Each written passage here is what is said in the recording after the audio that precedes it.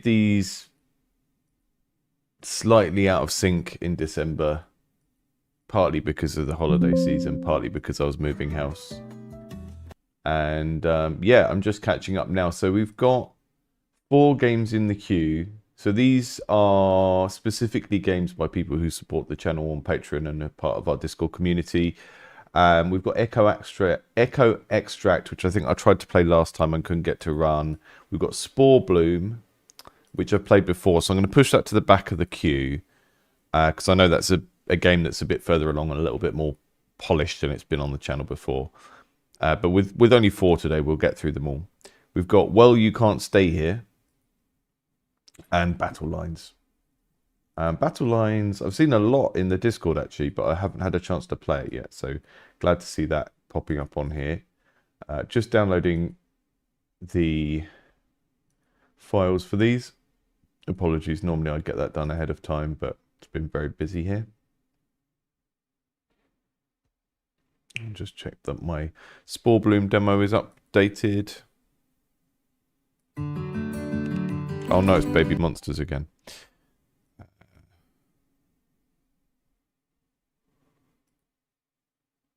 I should already have that in my library. Maybe I didn't. Maybe I got it off of itch before. I don't know. How's everyone doing? Let me just see. Hi Stanley. Hi Tim. Hope you're doing good.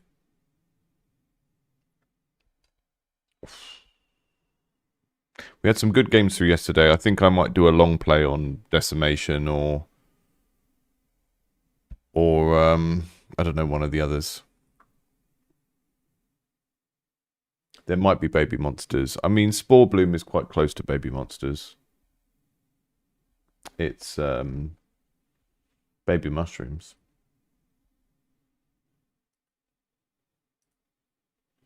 Right, let's see how we're getting on here.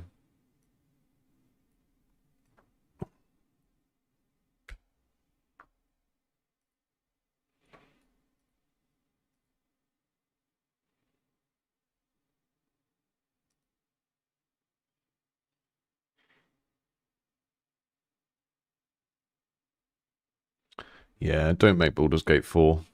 I mean, one of my dreams, Stanley, is this is like a big Kickstarter project. You'd need to raise like $500,000 or something. One of my big dreams is one day to make RPG Maker, but for CRPGs. So a tool that allows small developers to make games like Shadowrun or Pillars of Eternity that comes with a decent RTP of like pre-made fantasy, modern setting and sci-fi stuff, and like the ability to make a game that's either sort of play and pause or turn-based. But you'd need like some really good tools programmers, and then you need people to make all of the kind of default art as well. But I grew up with RPG Maker. I love it. I really dislike the genre of games it makes, and I wish someone would make RPG Maker for CRPGs, for sort of isometric CRPGs, but it doesn't exist. People try and do these things open source and they never end up with good enough kind of UX to catch on, so you do need to do it as a kind of commercial project. Hello, Echo Extract. So we weren't able to check this out last time it was submitted, but here we go. We'll get it this time by the looks of it. Converting. I haven't looked at the page to see what this is yet, so.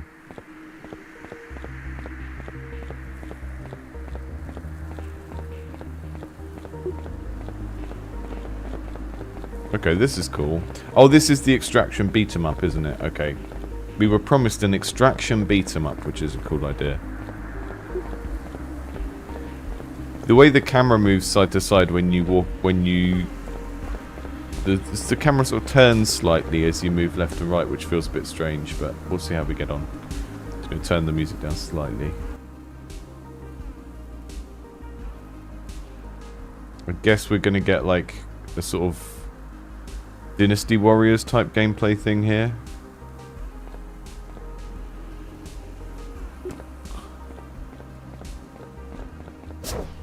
Okay. If you press dodge while you're sprinting, then you jump. But not like that.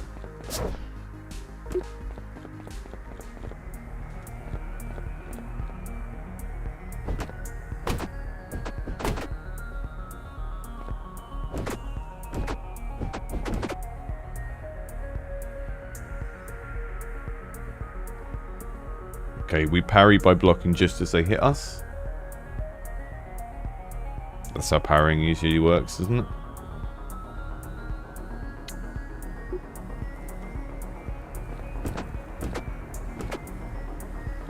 Yeah, I don't want to use Unity though. I want there to be a independent piece of software that exists that works like RPG Maker. That doesn't require someone to use Unity or Unreal. That's what I want there to exist. And I want it to be locked to 2 or 3 subgenres of CRPG. And I want it to come with a load of art that's baked into the thing that you can use. Which is not the same thing as expecting people to still learn to use Unity and stuff like that. I don't want it to exist for me. I want it to exist for everyone so that we get a bunch of cool games. I know that stuff already exists as plugins for other things, but that's not enabling people who can't use Unity to do the thing. People have made amazing things with RPG Maker, but who would never use any other game engine, you know? It's just unfortunate that they're all JRPGs with Pokemon combat, or a lot of them. It doesn't need to be attached to any game engine. The thing is, you need the UX of the kind of database-driven way of developing the game to allow non-technical people to make an RPG. It can't be a fork of anything, because that doesn't solve the problem, which is making a system that works like a traditional level editor, where everything is database-based and you don't have access to certain parts of the engine. That's what you need to enable non-technical people to be able to do something. We can take their clothes. This is cool. No, fundamentally not interested in it being an add-on for another system. That's why I'm talking about RPG Maker and not talking about plugins for other tools.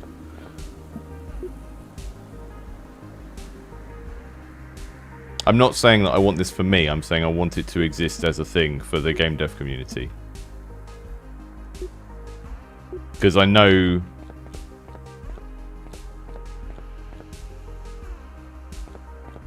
that I would never have got into game dev if I didn't have something like RPG Maker, if I had to like always do everything from scratch. And I feel like we're just missing out on loads of cool potential CRPGs by not having a system that doesn't require someone to learn another full-fledged engine. It's like we only get games in that genre when Obsidian do one, or when whichever studio, Hairbrain, do one. I know you could do it as a thing on top of Godot, but that doesn't help people who aren't able to learn Godot to use it. The problem is you're starting from the perspective of someone who finds programming possible. And I'm saying that the whole point of these tools is to enable people that can't use a conventional game engine to use one. And I know everyone can eventually, but not for projects of that scale. All of the stuff you're discussing already exists, right? All of the, oh, you can get a dialogue system for this engine, you can get an inventory system for this engine. That's not what I'm talking about. I'm talking about something that's completely standalone that has all of those things.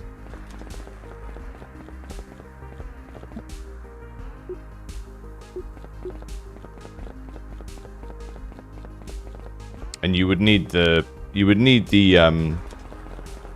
interface built from scratch to accommodate the type of thing. I think you're just in sort of Godot cultist mode at the moment. I just don't see how doing that in Godot would be any easier than doing it from scratch if you had decent tool programmers. But this is great.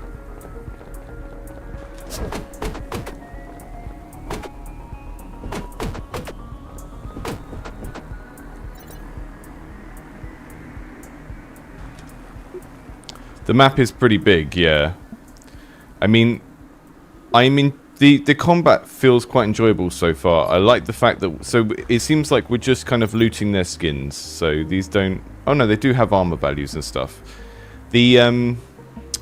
So back to the game. The description of the armor and stuff is a little bit text heavy, so it would be good, and I'm sure you've already got this on your radar, but it would be good to eventually have some symbols and stuff here, because it just makes it much quicker to read that information if the armor is a little shield.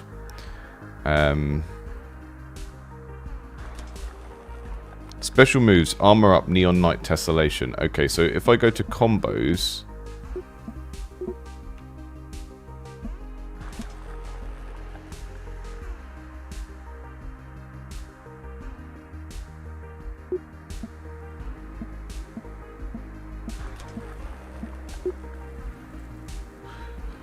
LLL, HHH, LLH.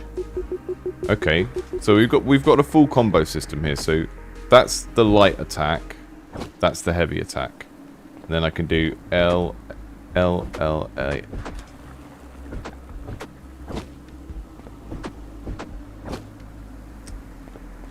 It's hard to tell when you're doing a combo. It's not clear whether you're correctly executing a combo or not. Let me just see.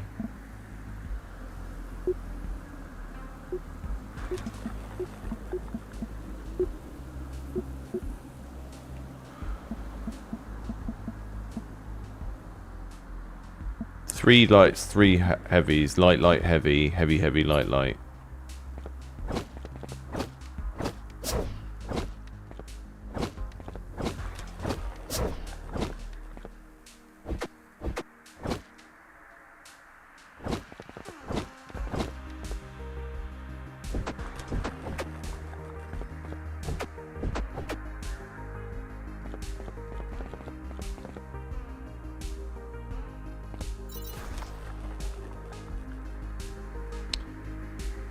Yeah, I'm not going to talk about anymore, but I was specifically talking about RPG Maker, but for making games like Shadowrun or Pillars of Eternity. So top-down isometric games with some 3D elements. But I think people see that project as having a different goal from what I see it as, which is I want more of those games. And I want an easy way for people to make them who are perhaps good storytellers and good at creating worlds and stuff, but aren't technical. That's one of the things I would like to do if I had like $1 million. And maybe it would just be a case of finding one of those studios and being like, hey, can we can we use the tools you make? This is feeling pretty good. The maps are pretty massive. This says I can loot it. You can sell this for now. Okay, so we've got a lot of items that are sort of placeholder where you will sell them and maybe they'll do something later on. This one particular feels like a bit of a missed opportunity to have a smashy thing, right? That is such a big, like, pinata.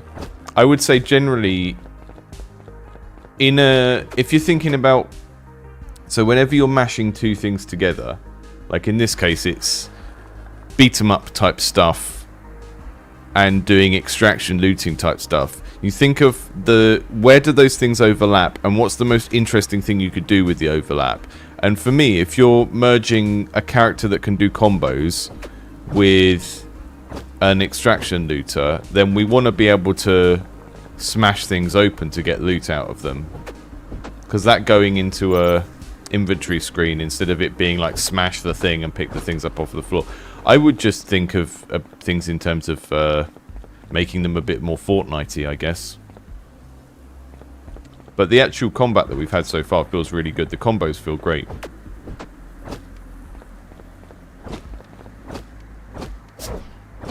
We've even got that kind of like different camera hooks for different stages of the beat 'em up combos, which is just showing that a lot of kind of care and attention has gone into making the actual combos feel good, which is good because that's where we should start with that kind of thing in a game where it's like the core mechanic.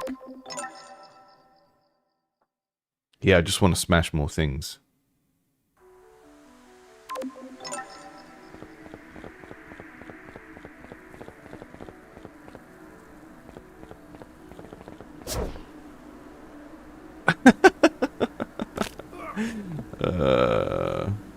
You broke my bones for just having a fun little jaunt off a cliff? That's not fair. This is a really cool environment.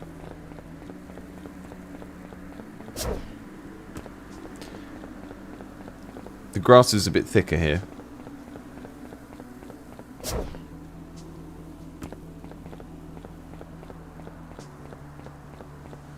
I don't know if it's a shader thing. I like that we've got these sort of visible edges on the platforms. So you can kind of see when the edge is coming up. Because this floor and that floor over there are the same colour. But this edge helps you to... helps you to see. What's this? What's going on over here? Is this an aeroplane? Oh, we've got two of you now.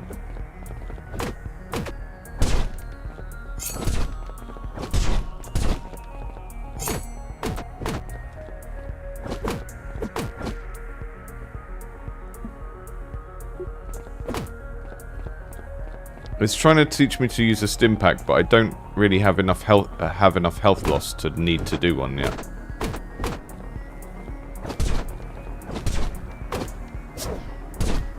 Yeah, boy.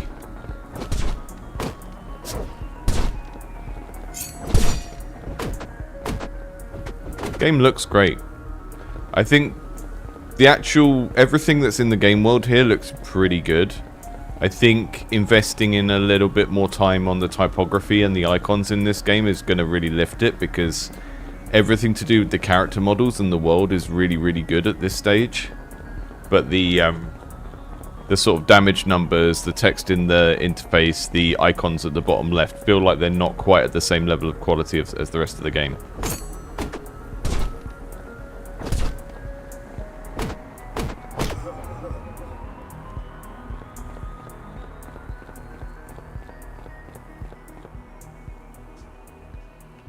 What's this? Is this for me?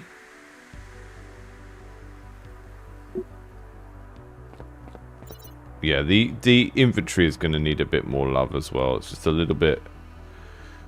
like, when I see these kind of inventories and I see an object like this, I kind of want to know why I can't rotate it. And I don't think... oh, yeah, right trigger. Yeah, I can. There we go.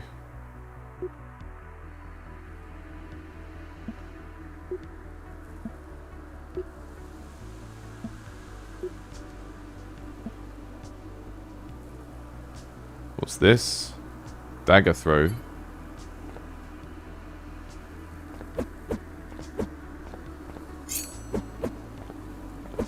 How do I Hadouken my dagger?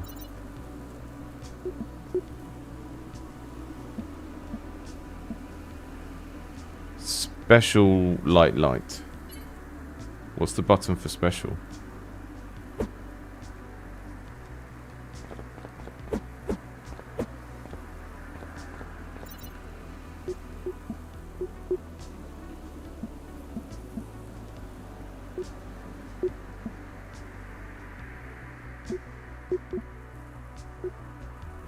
Want to know what the spur button is? Sprint. Is it sprint? Sprint attack?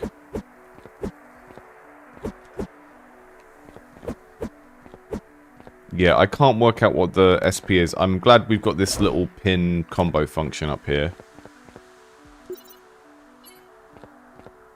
Up on the top left.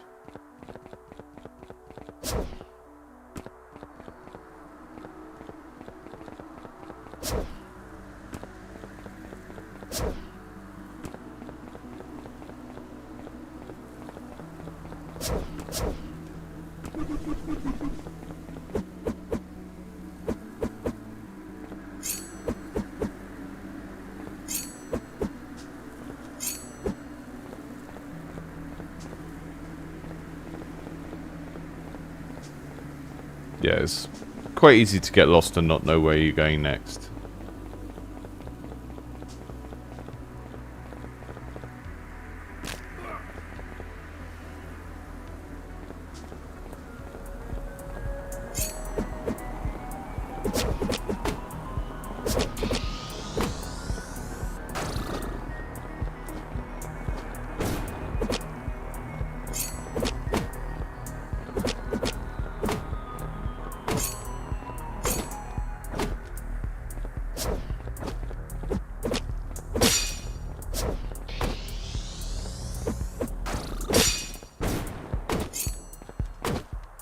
So now I can go in my inventory and I can... Oh, okay. The inventory doesn't pause. That's great. That was a fun little death animation.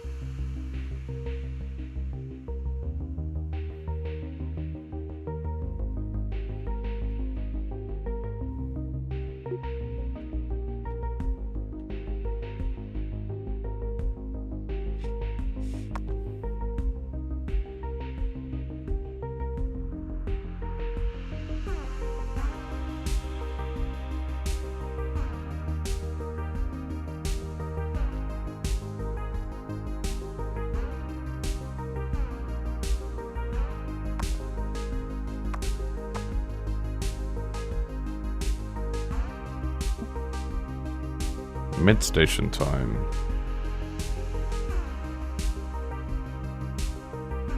I feel like if you have a rotate object button in the main inventory, that should probably be the same thing you use to rotate an object here, otherwise people are going to get confused. And using the share button on the controller for OK in these menus is very confusing as well, because that's never used for anything.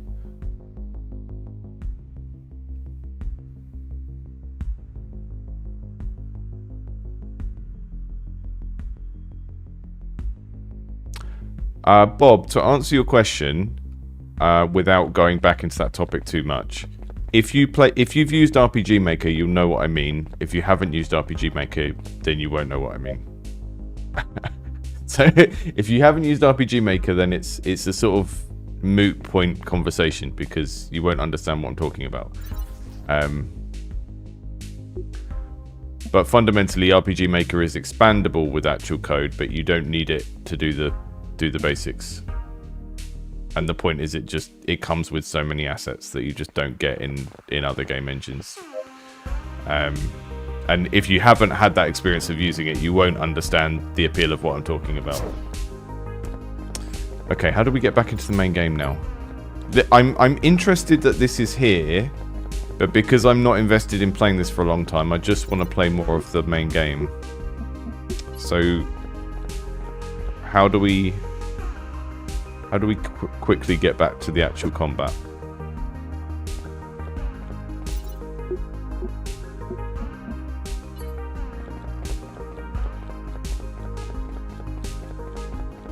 Is that it? That's a wardrobe. Okay.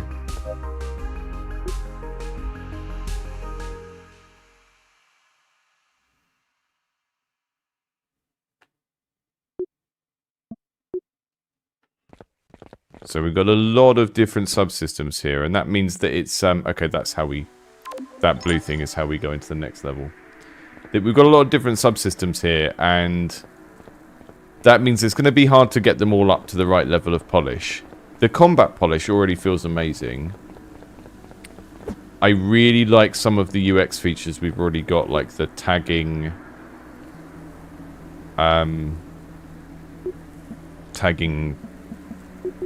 combos and stuff.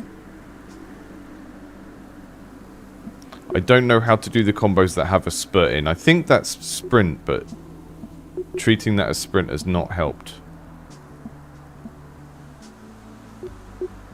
Oh, and some of these are hammer combos, so there's no point in me tagging them right now, because I don't... So, yeah. One of the issues I'm having here in terms of understanding, and like dev feedback, these show the character using the hammer in the top right picture, and I'm not sure if that means that they are specifically for the hammer. It did feel like the hammer had its own combos, But if I do like...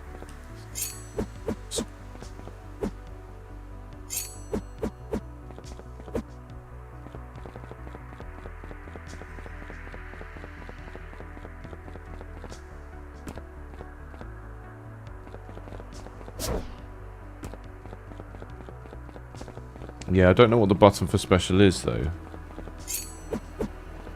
There isn't a... The problem is we don't have like a controller map somewhere that tells us what L and H... I mean, this is L and H, which is like X and Y on my thing. No idea what the spur is, so we just won't be able to do that move, I guess.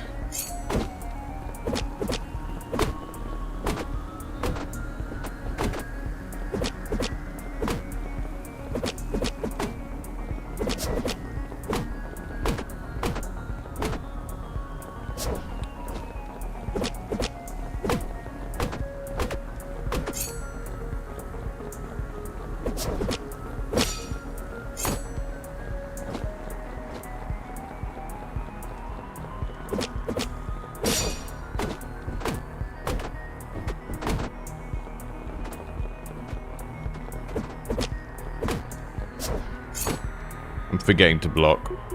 That's the problem I'm having here.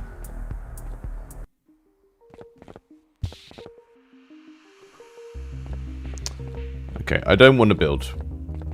In a session this short, I just don't want to do the building. I'm glad that it exists. It's cool that we've got it there.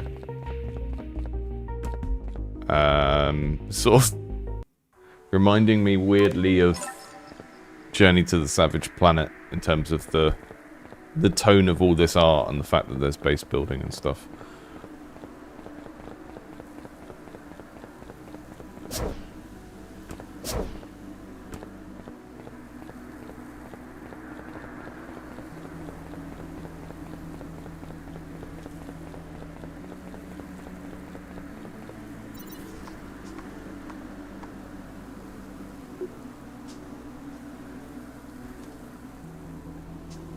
Stuff here. I don't have... Oh, because I don't have clothes, I don't have an inventory. Right, that makes sense.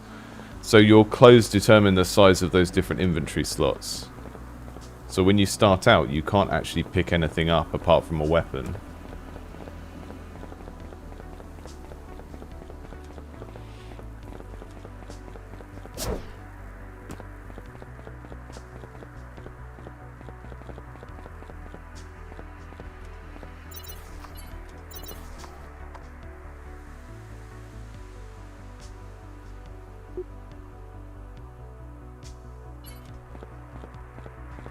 So there's... It seems like there's a system where you can kind of craft some of the weapons and stuff, but... Yeah, I just don't have any way of carrying anything until I've got some clothes.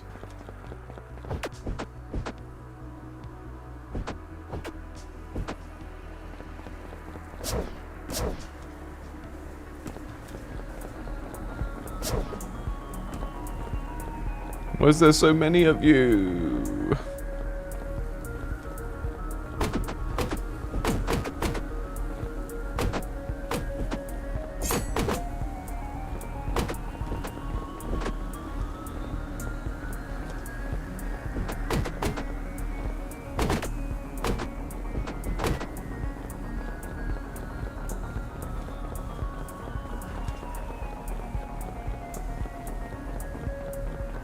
Yeah, Bob, don't join the Discord just for that. It's a sort of... That idea is a commercial project that I would only do if it was like... If there was a Kickstarter and there would be a proper hiring process and stuff. It's not just a, like, off-the-cuff idea. It's an idea I will probably kick around for a few more years and then start taking more seriously, but it's not a hobby project or an open source one. It's a commercial project if it ever happens.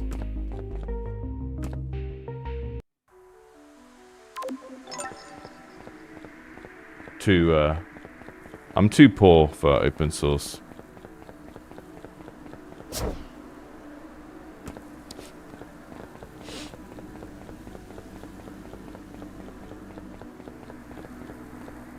I like that idea, Stanley. Just have a light source coming out of the face at all times. What's this? I really, really like the location building. I'm not a fan of these cliffs. They look like...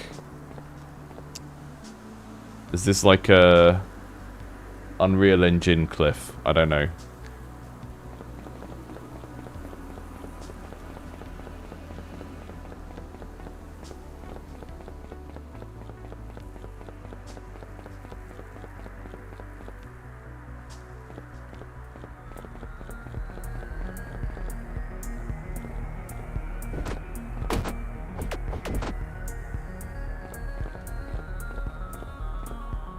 I can't attack at all now.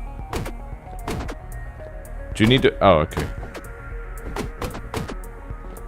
I'm gonna beat you up and take your trousers.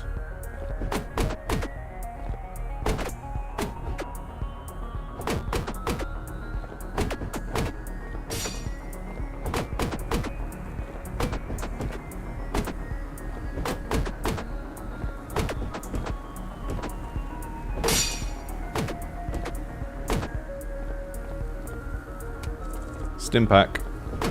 Remember this time.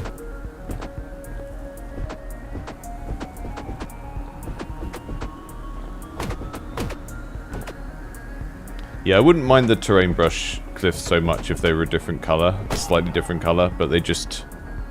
It's very blocky.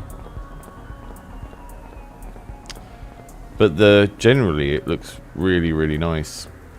It's intriguing as well, which is, I think, one of the things you want in a big environment like this. You kind of want to see what's around the corner. What's this?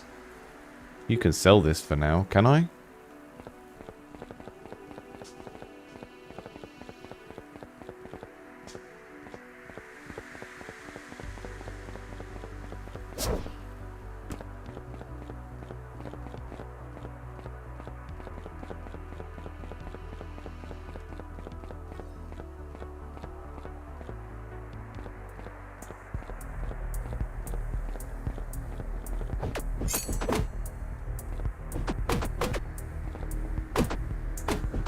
Yeah, the distant mountains look amazing.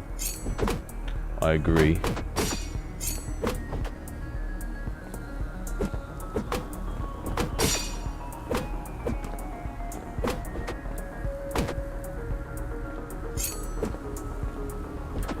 How about you stop stabbing me?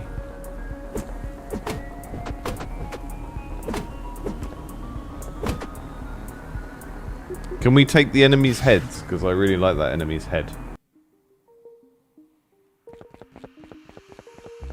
So, I think what I did wrong that time is I didn't put any pants on before I went out. So I think you're supposed to... There's a lot of really confusing controller mapping here. It's like we've got press up to increase storage.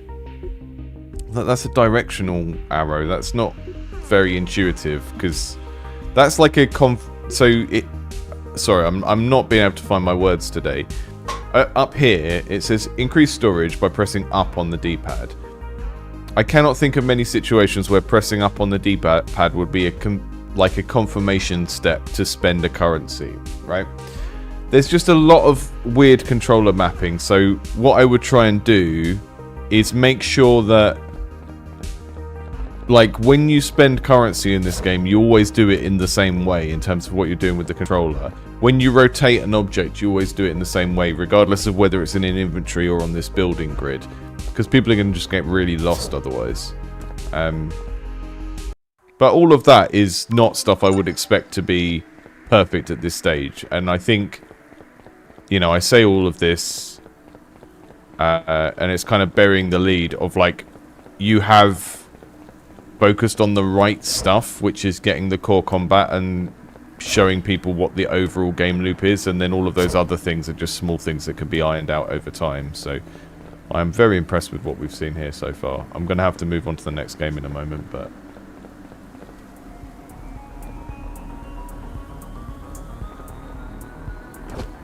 How do you feel about getting hit with a big hammer? You don't like it when someone does it to you, do you?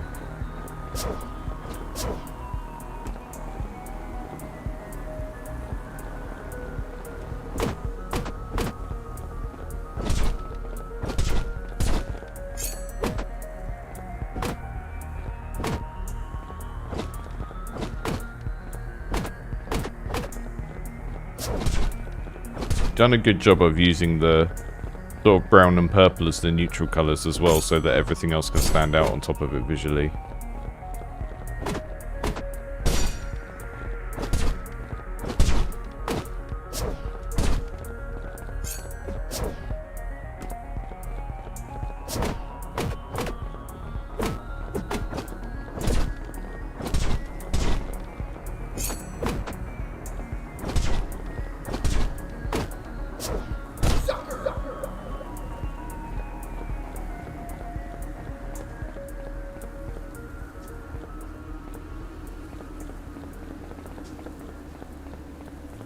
Yeah, I totally want to be able to steal these guys' heads.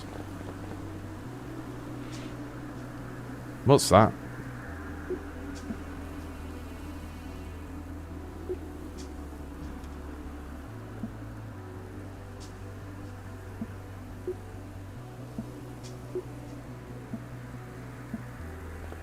Oh yeah. Looking good. What's that?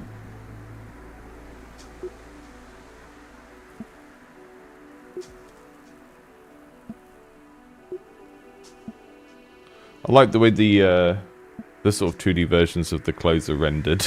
It's interesting how you've made this pants pose to multipass pants. Amazing. How this pants pose takes up more space than this pants pose.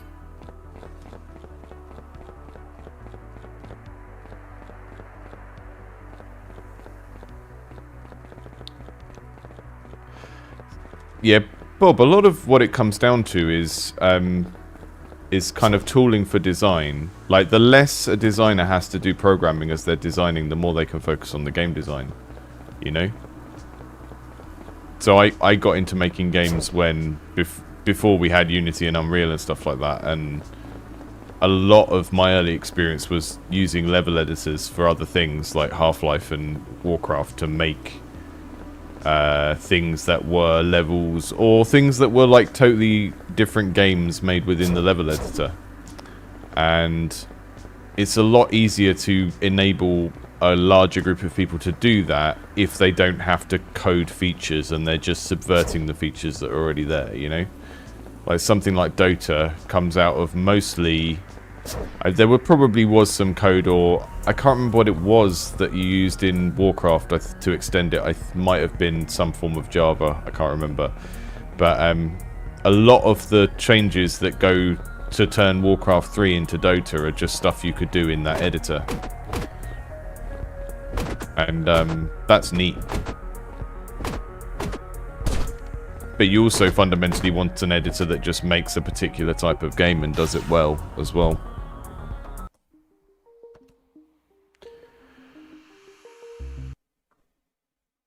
Right. That was cool. So if some of these will have public demos, I will add the links to those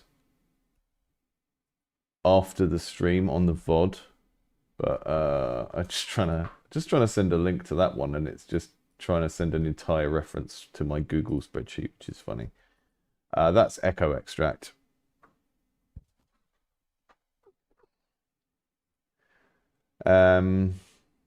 Right, let's check out Well You Can't Stay Here next. Gosh, I'm so tired this morning. I don't know why I'm so tired.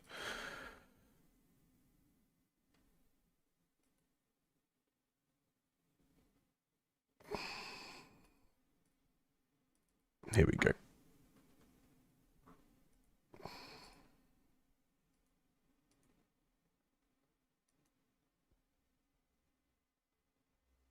Let's see what the dev says about this, right? Keep your... Ah, yes, I remember this. This looks great. I really, really like the art of this that I've seen so far. It kind of reminds me of Dot Age, but a little bit more unique. Right, keep your people happy and moving to find the exit to the next level. Watch their happiness. Find other characters to join or help when at the map. Move to other tiles to explore or camp on the tile you are on by clicking on it.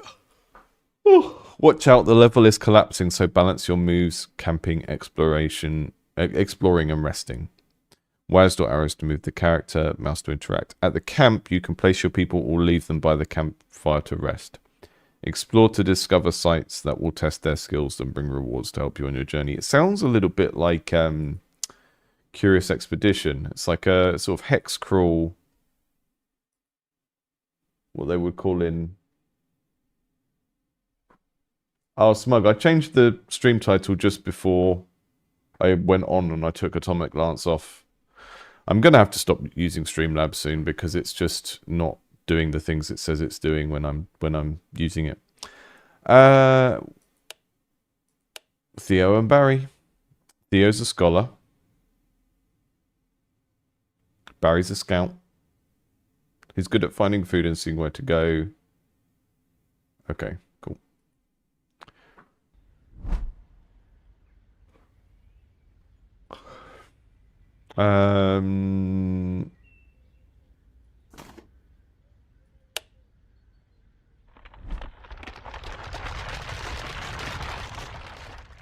So that's the level starting to collapse.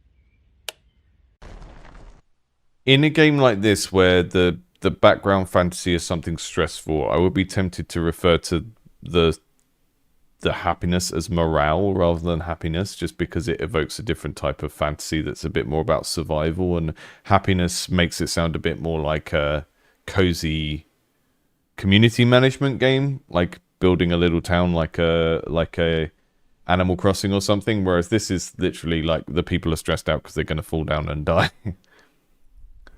Okay, so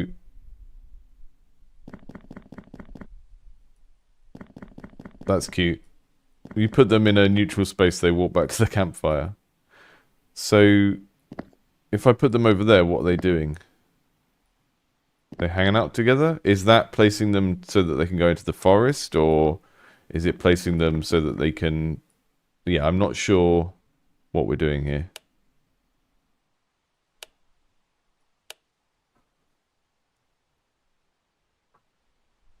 See, that's morale to me, rather than happiness. Trying to avoid someone getting into a state where they can't go on.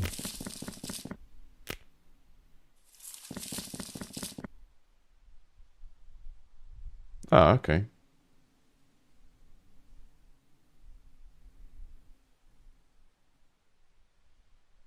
Yeah. Can we do that multiple times?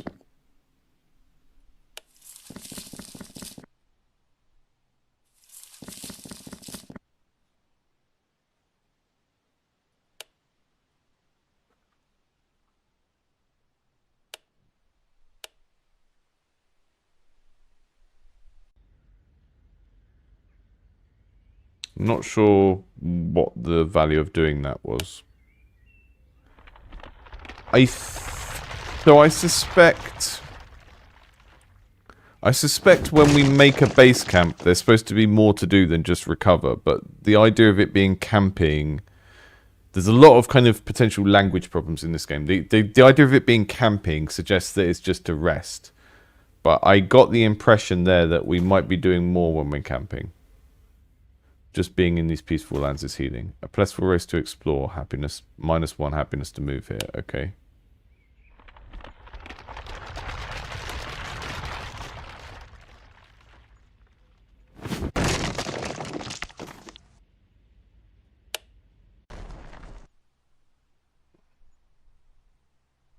So are we camping, or are we sort of camping while doing something else, I guess is what I'm getting at.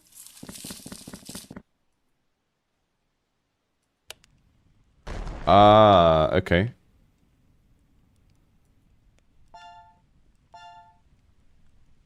So they're happier now because they got some firewood. They started a fire. That's all they can do in this location. There's trees, there's spots to put them in.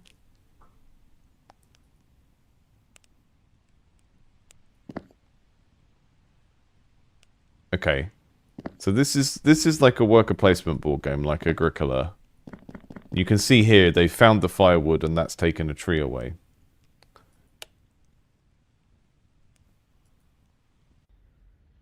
So you've got like a kind of push your luck of how long do you stay on one tile.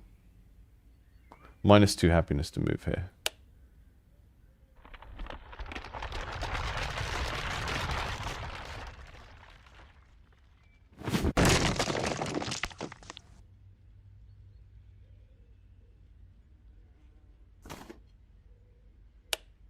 Okay. Where's the path?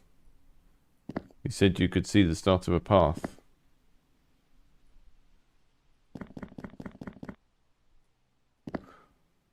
All of these slots seem to have the same options.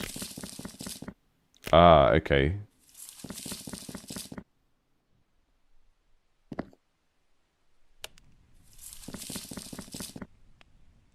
So we're going to camp here for a few days and try and chop down this path in the trees. And then maybe we'll find something.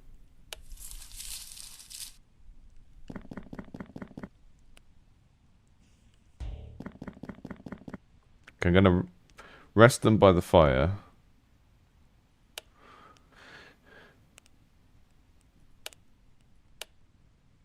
Get their happiness up. And then they go and do the test. Right.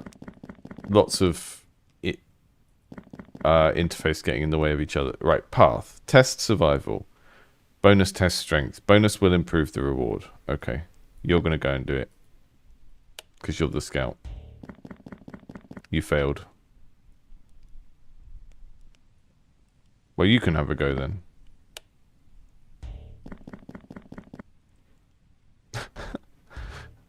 Okay.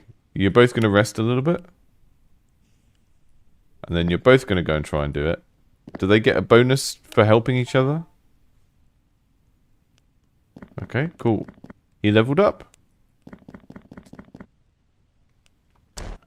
So if the dev's watching this, I don't know if you ever played a game called Gods Will Be Watching. But it reminds me a little bit of that, but this is a little bit more board gamey and procedural, whereas that was just very set piece levels, and if you didn't know what to do, you were stuck.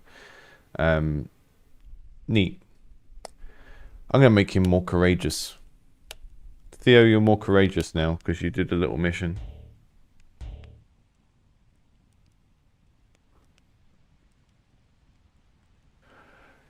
Bob, no, we do use camping to mean that. It's just in a game, when you go to camp, it's usually just to rest, right? Whereas here, they're using camp to mean like set up a base camp so you can do other activities. And that's a little bit confusing initially.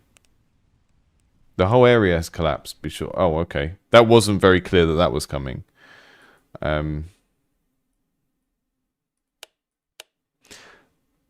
I like this. I like the premise. It's one of those games where like everything in it is kind of a unique idea, which makes certain things hard to handle. Let's just start camping here. But yeah, I would rename happiness to morale because that's going to be a lot clearer what it is. And I'm not sure if camp is the word for what we're doing here because camping is part of what we're doing. But we're also exploring from the camp, right?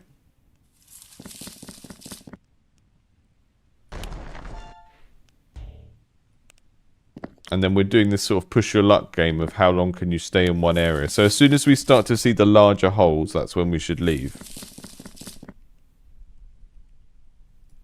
It's a very creepy sort of premise from a fantasy level. Okay, you're both gonna... It's a knowledge test. Okay, you're the scholar, so you go and do the knowledge test. Right. And then we get out of here.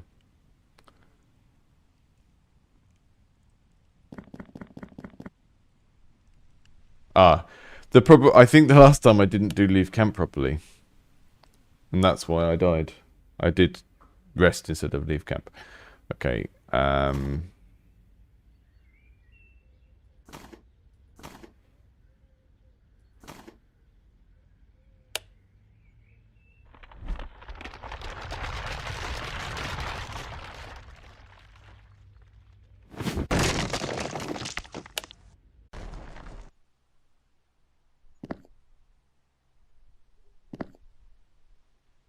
Theo's got a level up. I'm going to make him brave again.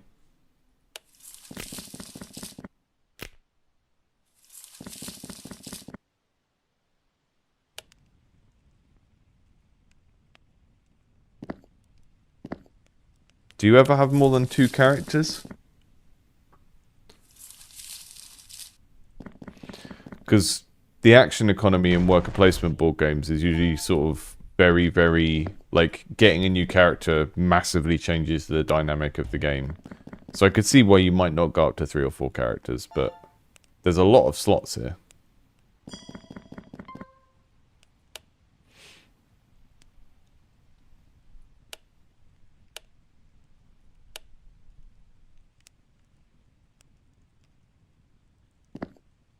Right, so we're supposed to push our luck as much as we can and see what's behind these other ones. So maybe spreading the guys out so they can see if there's any more paths. It's like the Fall Guys or Takeshi's Castle run into the door puzzle, but in super slow motion.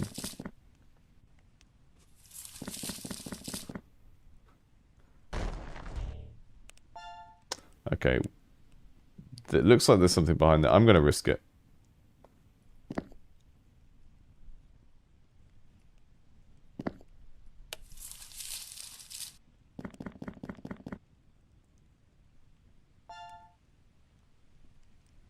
Did you do it? Cool. Got a basket. Right, we're leaving this bit now.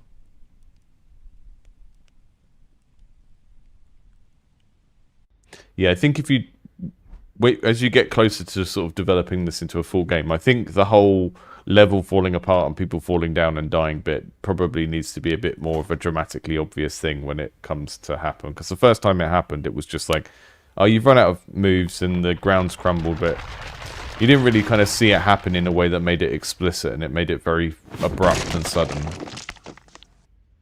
Okay, we're looking for those portals. We found them.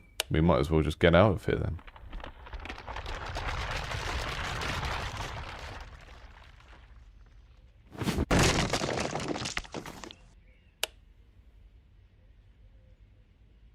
Hello, interesting character. I just stumbled upon you. Hello, Beryl.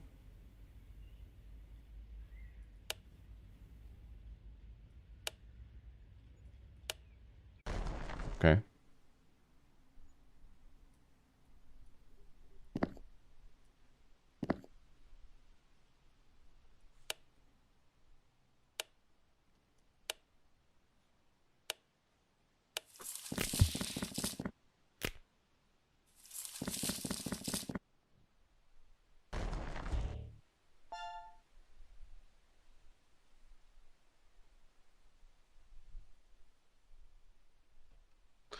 Uh-oh.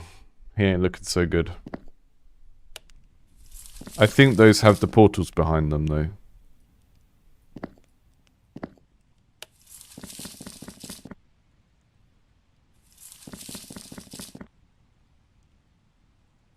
I mean, it does feel a bit like the TV show Lost.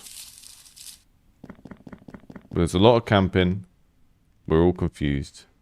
Step through.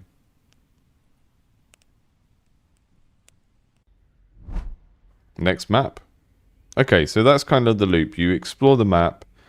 You find the exit to the next one. Your characters level up the more of these little trials they do. It does feel like a sort of more streamlined version of Curious Expedition, because I liked Curious Expedition, but it was incredibly like crunchy and there was a lot to think about that I often found a bit overwhelming.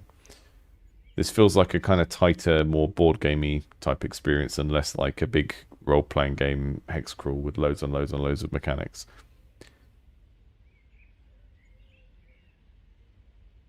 We're not going to go to the mountain. So we're generally trying to go onto the easier terrain. But I'm guessing the easier terrain doesn't have good stuff to find. Move over onto here.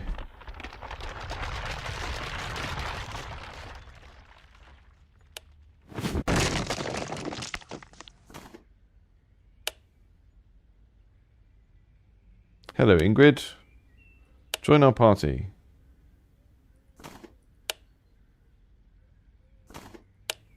That seems like a bug. So I got a character join and now it won't let me camp. I have to move instead. We need the right equipment to go into the mountains. What if I don't want to go into the mountains? Barry's going to get leveled up. I'm going to make him stronger. Strong Barry.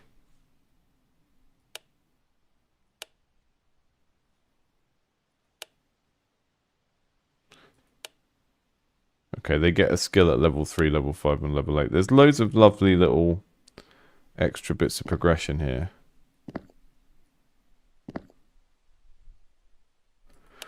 It's kind of nice to play a game with sort of RPG character progression where they're just sort of regular folks.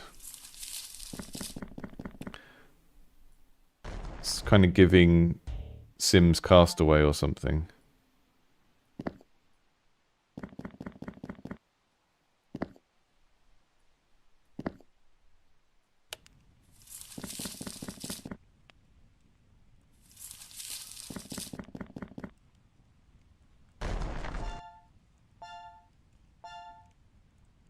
Okay, nothing here, so we might as well leave.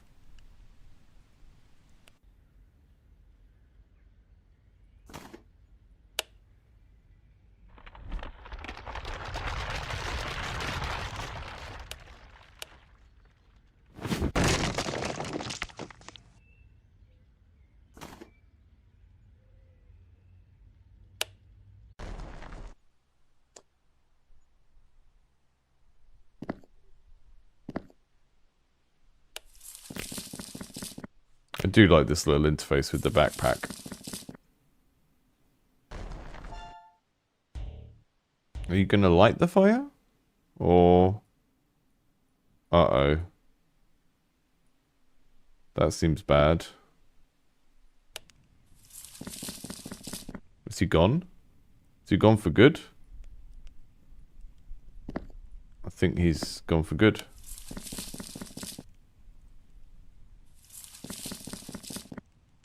Barry! See, the problem I would have at this stage normally as a player is I would just want to restart as soon as one of my guys gets lost. Not because I'm attached to them, but because I understand that in terms of our kind of combined ability to do anything, we've just lost a third of our capacity now.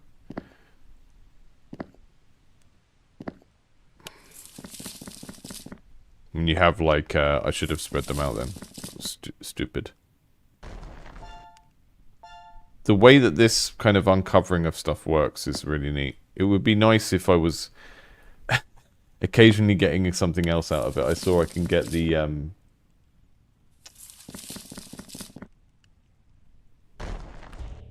this is a strength test and neither of these guys have more than 0 strength, so we're leaving. Oh, he's gone now. He's gone for good.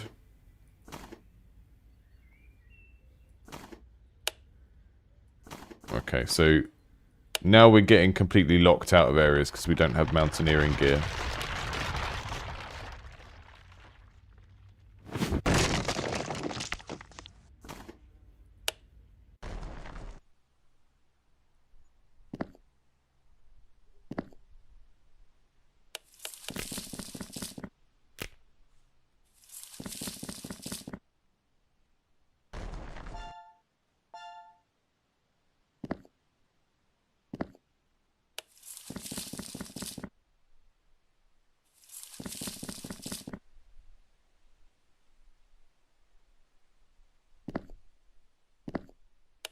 Ingrid is all courage.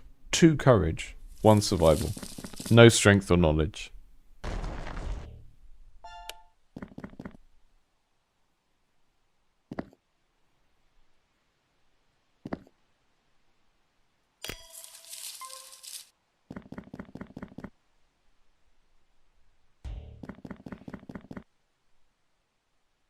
Are you dead?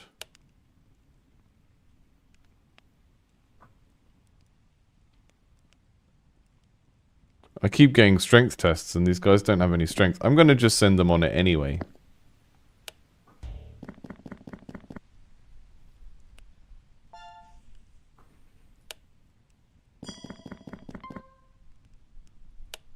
Excellent. Right. She's strong now.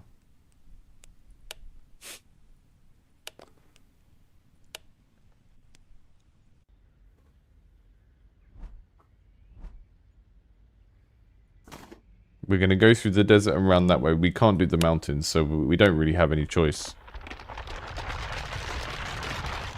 It's very ominous that the destruction is just following us in a line.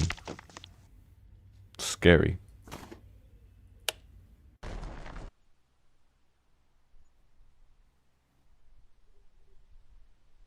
It will be hard to rest here. Let's not then. Let's move on.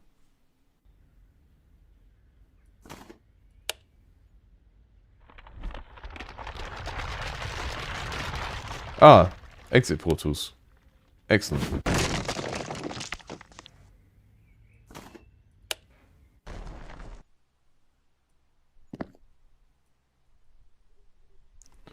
Oh dear.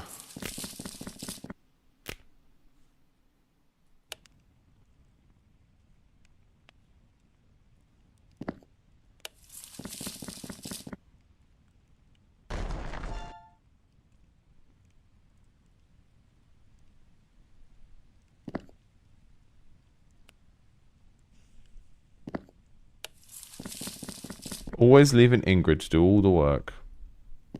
You're so lazy, Theo.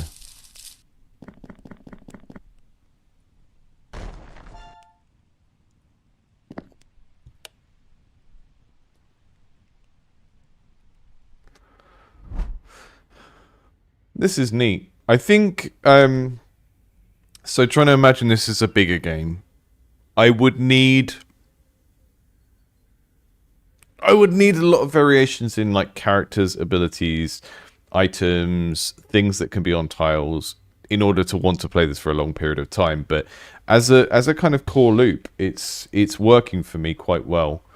It's an interesting mix of sort of worker placement, like very chunky decisions of like they've got 4 levels of, they've got like 4 little pips of happiness or morale or whatever you want to call it to use up. Very clear actions you can take. That nice little gradual reveal of when you are digging around for stuff in the forest. And yeah, it's like every mechanic is quite simple and easy to understand, but there seems to be quite a lot of potential variation there. So I'm liking what I'm seeing here.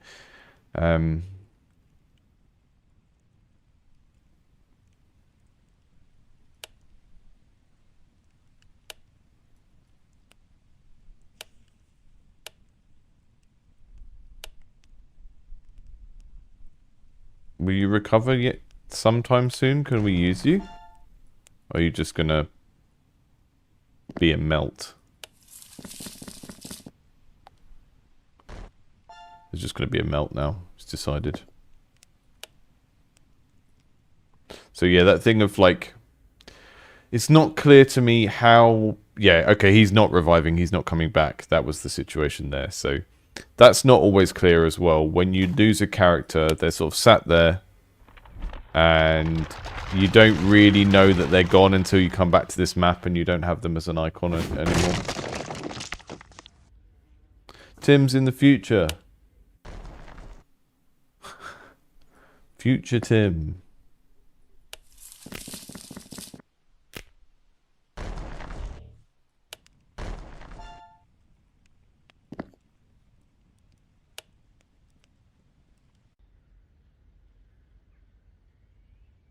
There's some sort of Viking longhouse with a lawn on the roof here. Happy New Year, Tim. Have we got anyone else that's already in the New Year zone?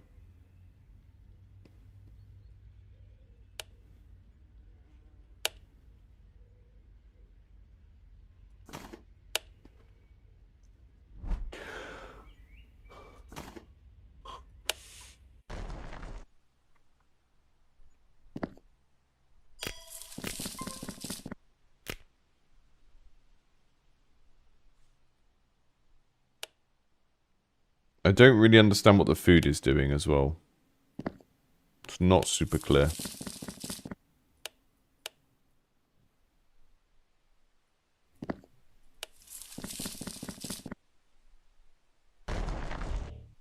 Right, I'm going to have to move on to the next one. I could play this for longer, but we need to move on. That was called Well, You Can't Stay Here.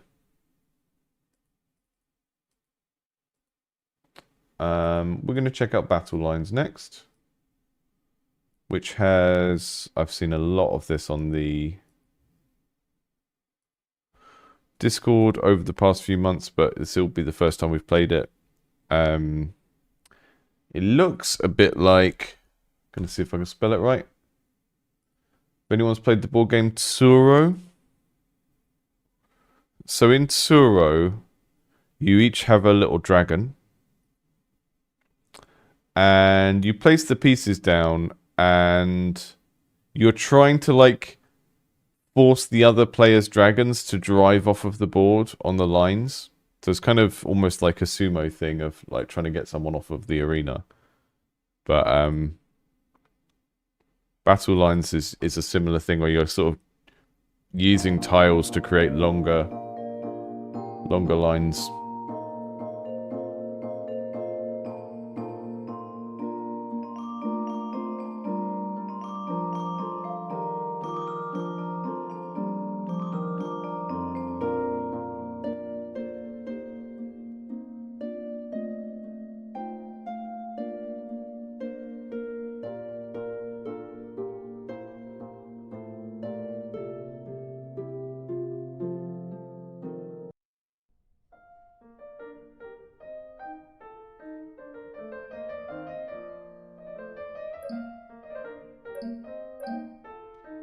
I don't know if it feels like I haven't got the full...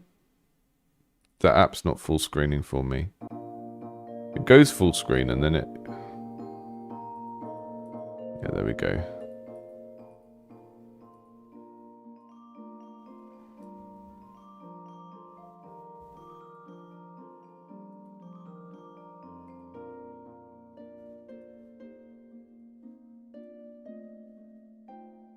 I'm struggling with some stuff here.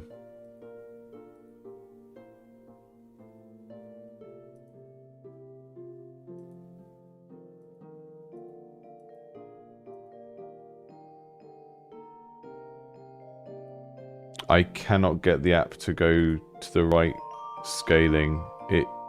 It keeps cutting stuff off on the corners of the screen. Oh, that's right. I think that's right. Okay.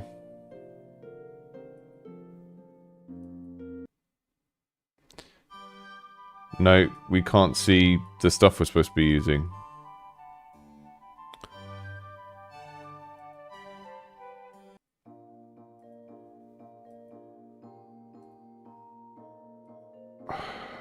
Oh dear. I can't do much with this because I can't get it to a screen size that works. And...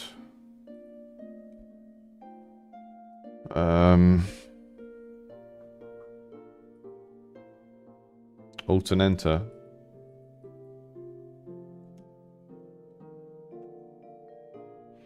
Yeah, unfortunately, it's what does the app think it's doing? The app isn't like automatically scaling to the...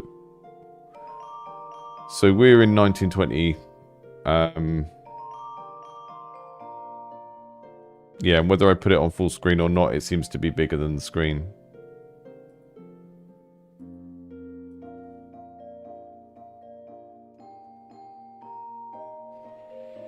And if I put it smaller than the screen, it moves up and past the corner of the screen. So you can't see this right now, but on my screen, it's kind of gone off past the edge of the screen. So when I put it on full screen mode, it does that. And it just sort of keeps going further and further out of the edge of the screen.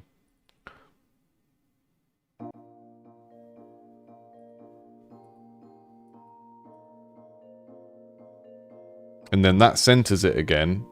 But when I run it on 1920 by 1080, it's bigger than the screen.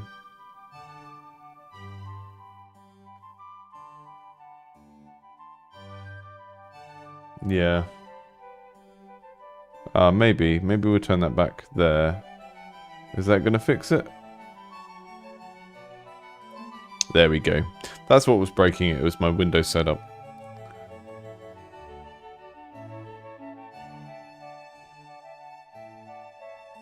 Okay, so just trying to learn this from without reading a tutorial or anything. We'll just try and work it out from scratch. So the grey lines you can capture with your own colour. And I'm guessing you're just trying to make the lines of your colour as long as possible and block the other colour. So that puts, that sort of truncates that red line that's already there and starts building another blue line for me.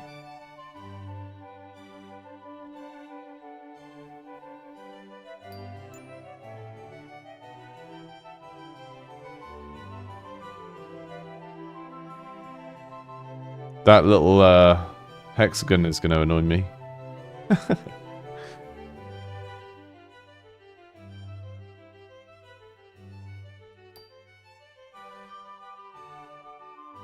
Yeah. Yeah, unfortunately, the stuff that got cut off was the most important thing to see what the game was.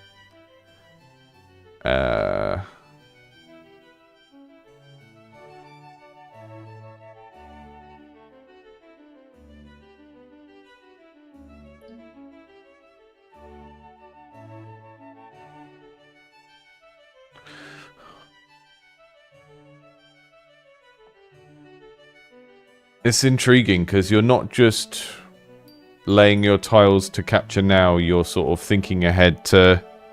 Because all of those grey spaces that we're making are kind of potential things to capture for later on. And so there's this sort of tension of when do you go for those? And like, can you... Like, if for example here, can I lay a piece which extends one of my lines and captures a blue line? So if I do that there, that's going to do that. It's going to extend this line and capture this one. And that caps... Oh, actually, the red line came up and captured the rest of the grey because it was...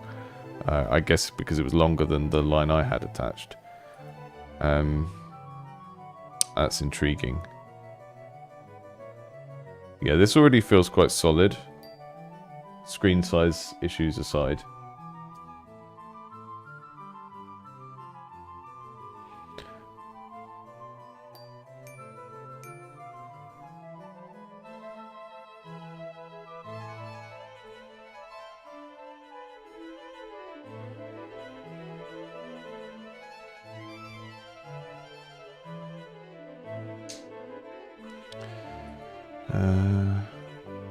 It needs like a little wooden block, a wooden like, kind of like wood blocks hitting together sound when you place a piece down.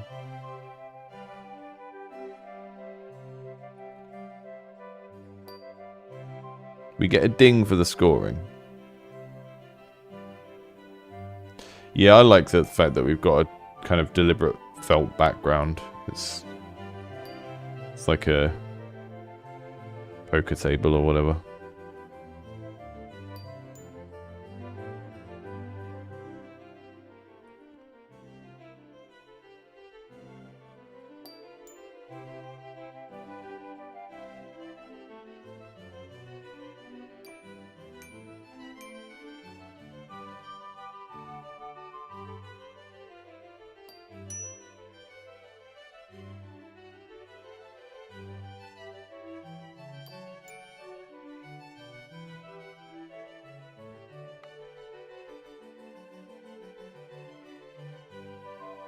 1 second.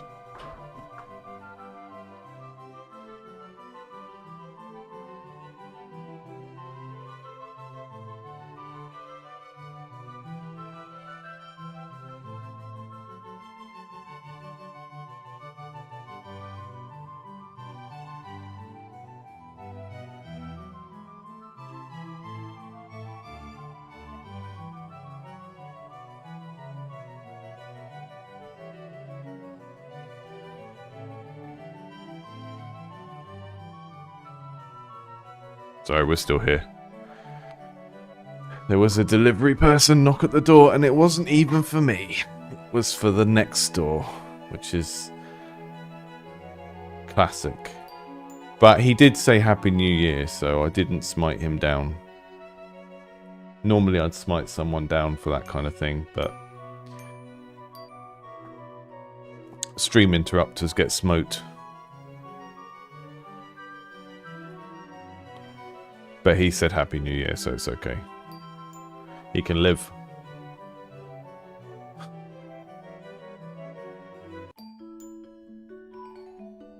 The AI bit beat me. That's okay. I think I had the AI on medium. Medium rare. That's really chill. That's a really nice experience. It's not like Suro, because the way that Suro works, the board game I showed, is like sudden death. You suddenly go off the board and you die. This is like a gradual accumulation of points, which makes it feel very chill. This is a nice little graph. I like getting a little graph. You can see that it's kind of... There's not much in it, so it means that when you have this experience of losing first time, you don't feel too disheartened. It's like, okay, let's just go again. You can change the piece size. And there's a puzzle mode. That's interesting. I'm not going to go near the puzzle mode for now, though.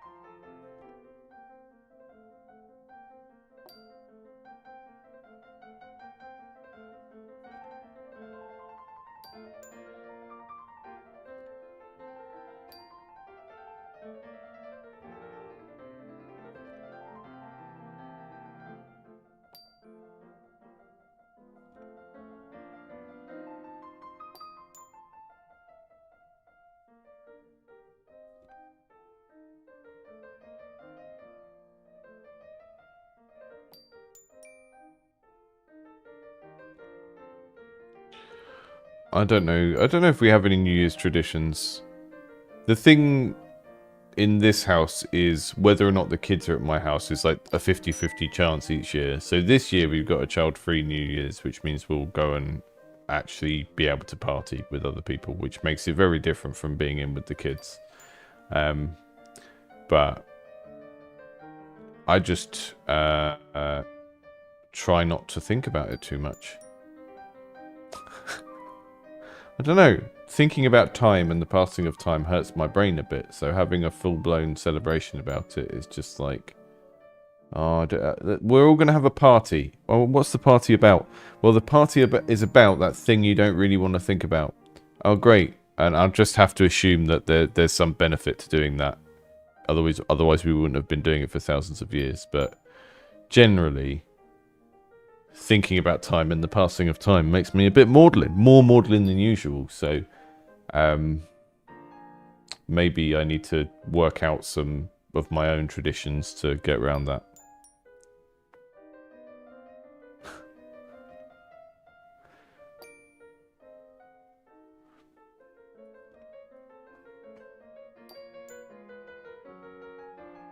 It would be nice to just sort of focus on celebrating whatever happened in the past year that was good, I guess. But it's been a very mixed year. My mum's been ill all year.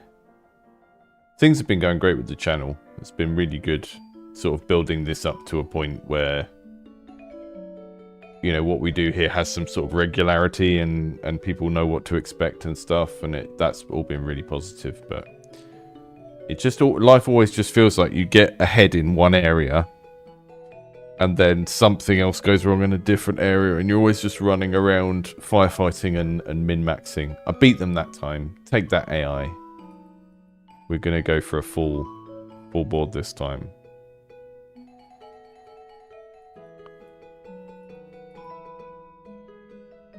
We're going to make the game a bit longer. See if this works.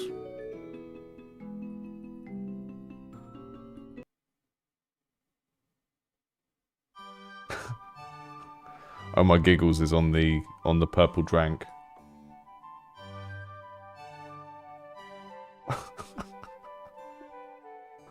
On the scissor.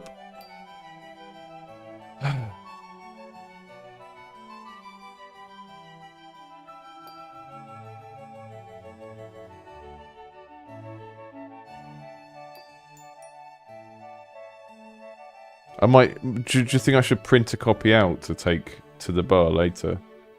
Just take a printed copy of this. I'll have to like play the game, screenshot it lots of times to get every combination of tiles, and then print it and cut them out.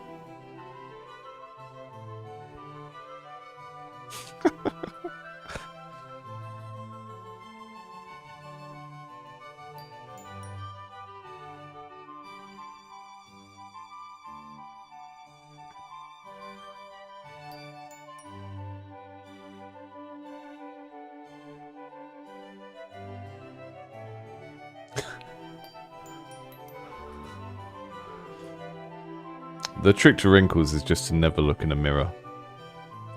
That's the best thing.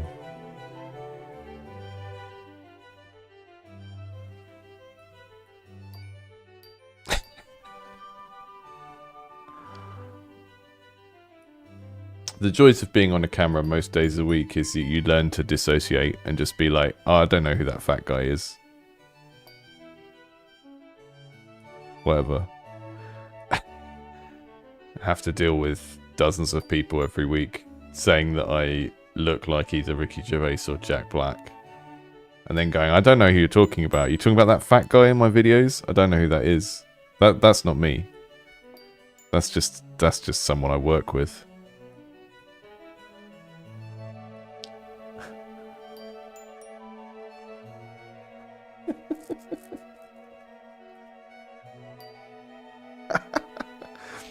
I need a trick mirror. Right, I'm losing. I'm losing to the clankers.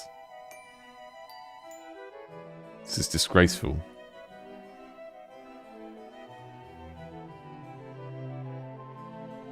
Okay.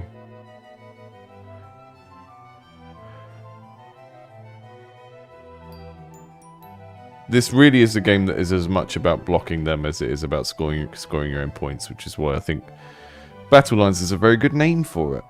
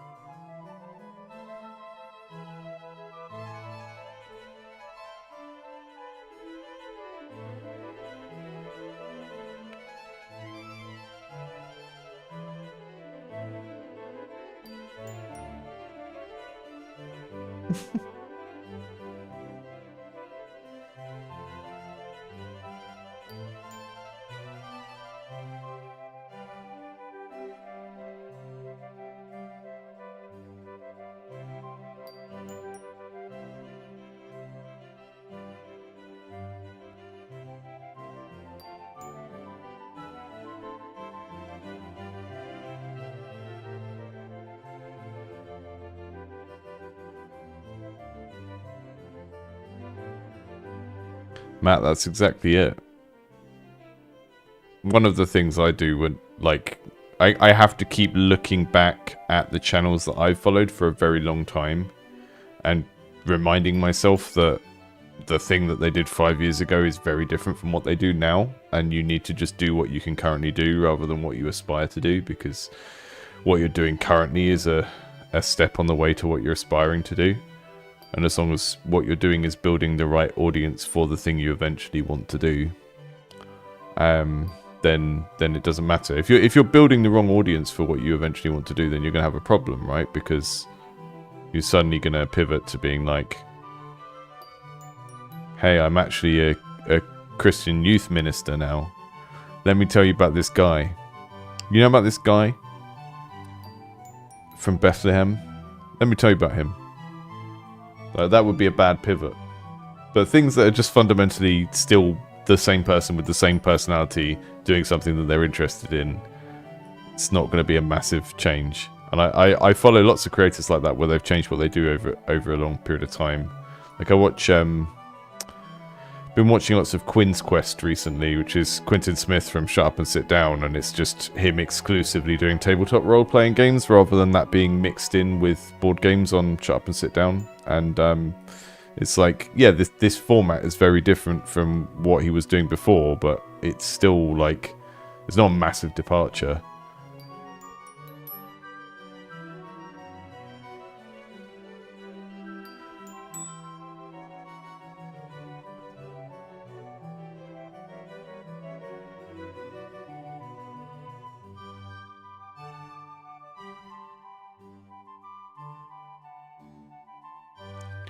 Look at this like mess of blue in the middle.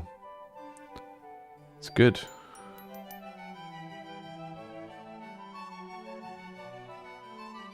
Yeah, I really like Quinn's Quest.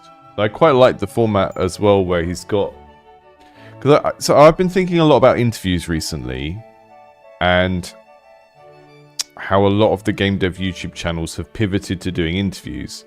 And some people are good at interviewing and some people aren't. I don't think I'm that good at it. I don't think I'm... It's not something I aspire to get good at either. Like... And partly, there's a lot of the logistics involved in like organising the phone calls and stuff like that. And I saw that the way that Quinn's integrates interviews into Quinn's Quest, where it's like basically a canned recording of the person talking for 30 seconds rather than a back and forth. And I thought that might actually be better. Because one of the things I'd like to eventually do on this channel is just do like 20-minute deep dives into how a specific game was made that are non-technical, and like going back to older games I like things like Papers, Please and stuff, and then maybe having a very short interaction with the designer answering specific questions, but not going down the route that you get on a lot of the game dev podcasts where it's like the interviewer asking the podcast guest the same questions about game design, game dev and business every single time. I would much rather have 2 minutes of them answering very specific questions about their thinking behind a specific game and the things that went into that specific game, rather than... I think what happens on, you know, I'll use Thomas Brush as an example, but what happens on podcasts like that is that the channel develops its sort of things it wants to talk about, and then the guests, whether it's like whoever it is, they always end up having to just answer the same questions and talk about the same things because that's what the channel is about. And I kind of find it a bit perverse that I've talked about this before. I'm not going to rag on Thomas Brush too much, but you have someone like Ken Levine and then you're asking them questions about rookie beginner game dev stuff, and it's like, why are you not asking this person about like big top level creative direction things? So you're just asking them the same things that you ask every person, even if they're just like a hobbyist that lucked out with one game. It's sort of kind of perverse to me that format doesn't really allow for the individuality of that designer to come out as much. And it's precisely because you're talking to them for so long and you're trying to bottle what they've got to say down into something that's going to be universally helpful to anyone watching the thing, rather than just like... I guess my perspective on that is the role of like a critic or a commentator is to decide, no, this is what I think is interesting and that's what you're going to get, rather than being like, oh, what do my audience find interesting? Oh, I need to fit everything into that mold to get the like largest possible coverage or whatever.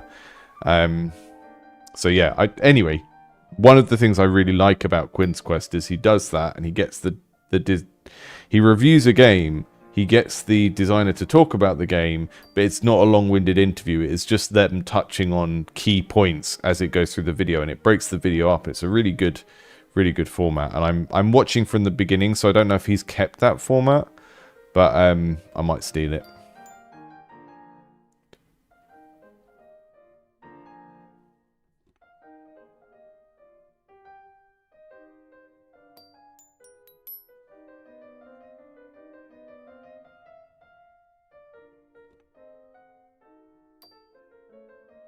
You definitely get better ideas for formats if you don't stay too much inside your own kind of niche on whatever platform you're on.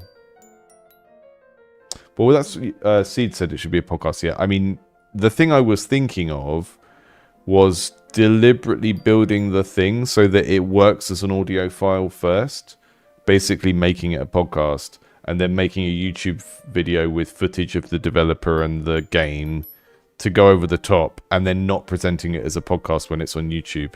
Just present it as a YouTube video. So it's a video essay when it's on YouTube, and it's a podcast when it's on podcast platforms, and it just works as both.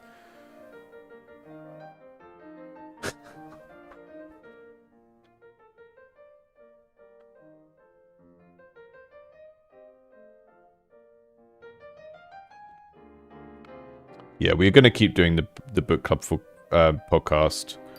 I got delayed on it this month because I put the book in a moving box and then I couldn't find it for ages. I don't know how many more Tom is down for, but I will be speaking to him about that soon. It's definitely a lot easier to do it with another person that you meet with regularly than to change guests all the time. I was going to do that originally, and the logistics of it are just too hard.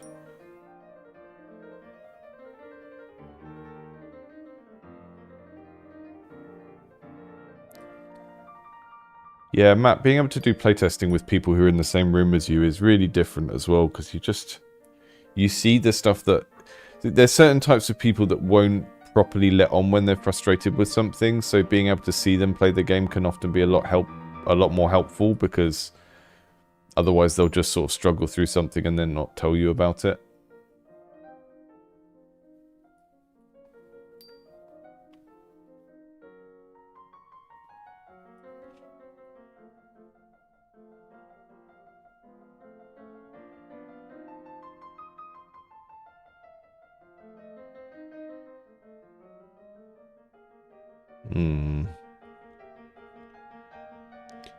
There's an interesting dynamic that happens in this game where as the board gets more full up, it starts to feel more high stakes and like you should pay more attention.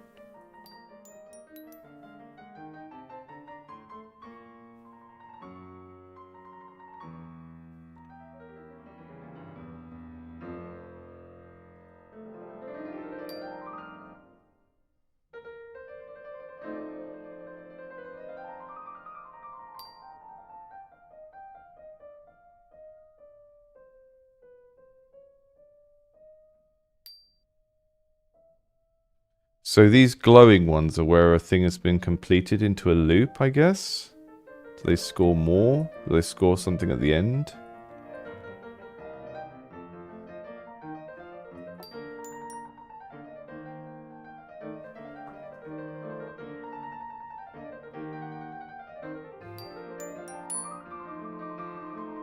I seem to be winning. Take that, clankers.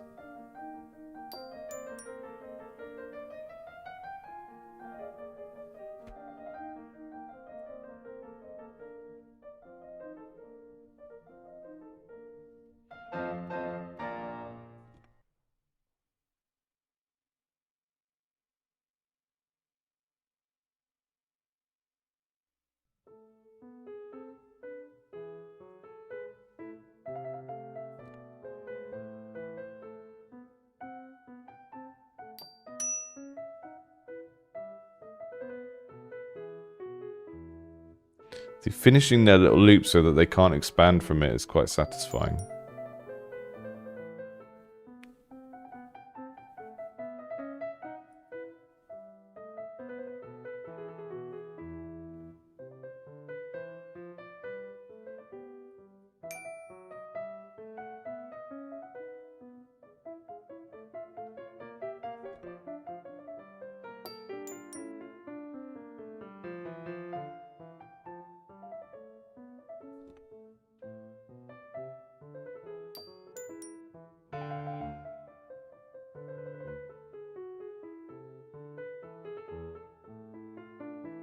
Yeah, the music does feel appropriate because it's kind of giving like a parlor where you might sit and play something like this.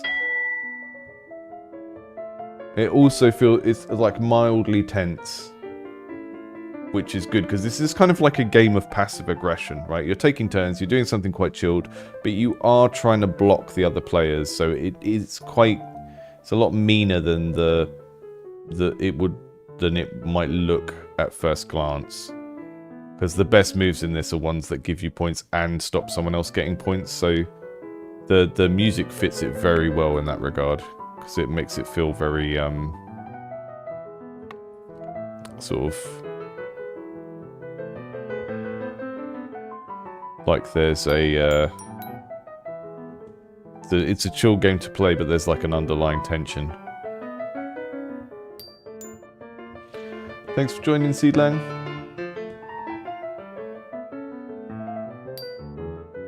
So another reason why I want to do the longer videos on a specific game is I just keep finding that people who are making games don't have a lot of...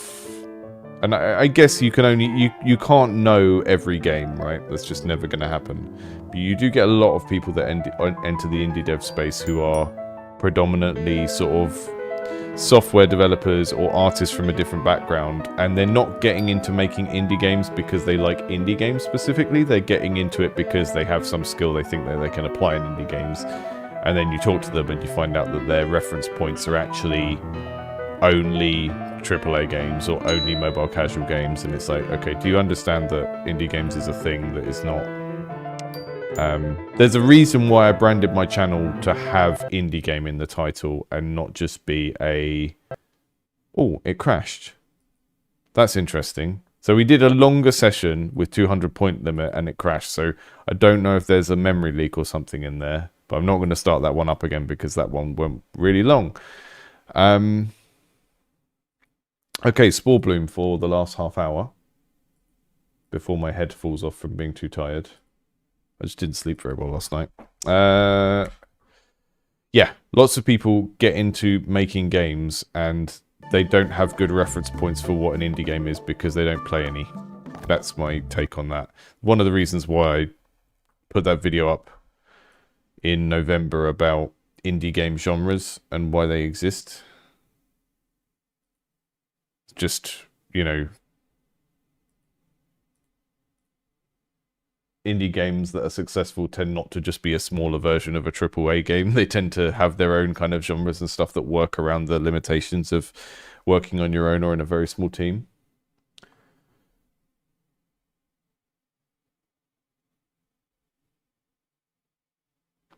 Yeah, the music question is like you've got Hex. The video was called... Let me show you it. I mean, I didn't go in quite so hard on people not knowing indie games, but this one here, indie game genres and subtractive design, this one, 3 weeks ago. Okay, that was in December then. So it just runs through why we get the type of indie games we do and how a lot of successful indie games are examples of subtractive design, and how, you know, this type of game is a game with no characters in, and this type of game is a game with no level design in, and stuff like that. So I wasn't specifically addressing the issue of people not playing enough indie games in that video, but I that was where it was coming from. Just seeing I see so many games come through this channel, and the ones that tend to be weaker are the ones that have aspirations outside what an indie game usually is or does. Because someone's just trying to make a AAA game on their own or something. Okay, I've got a specific thing to test with this one, I think. Let me just...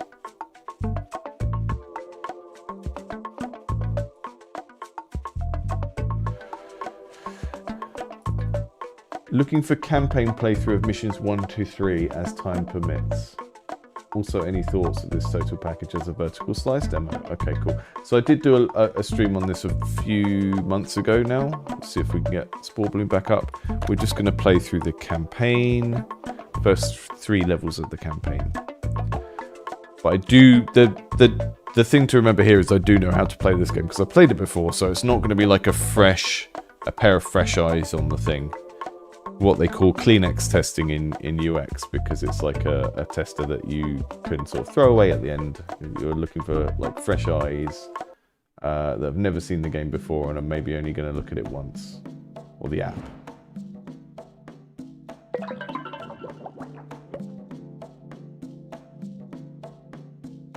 We're locating the ancients and completing their challenges. We're starting with some energy.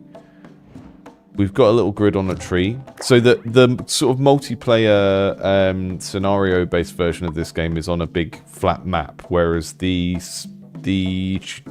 campaign is on actual objects, and you're building a mushroom colony.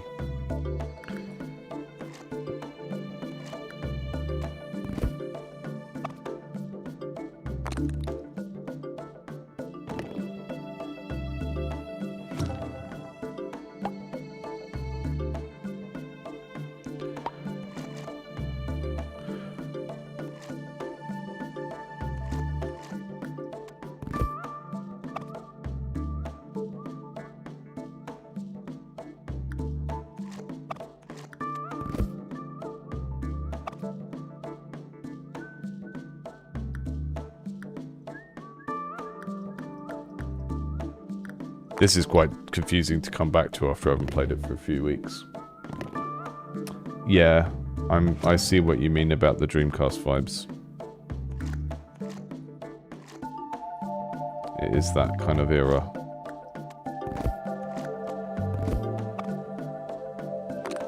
So we're kind of doing a turn-based hexagon thing, but we're not doing like direct combat because we are a literal fungus.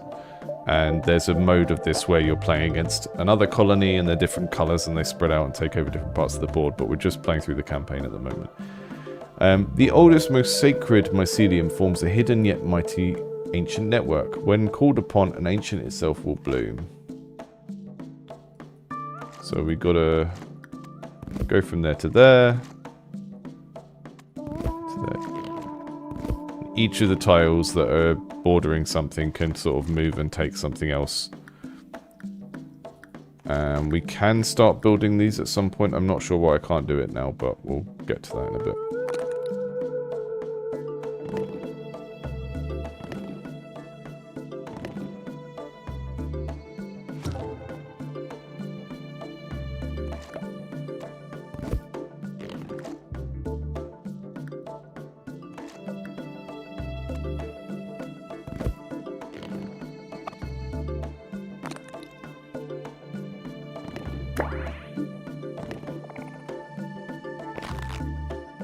There we go. That's an ancient now, which is like our little quest giver in the campaign. This would make a lot more sense if we'd played the other version of the game first, but I played it on I did like a long stream on it before.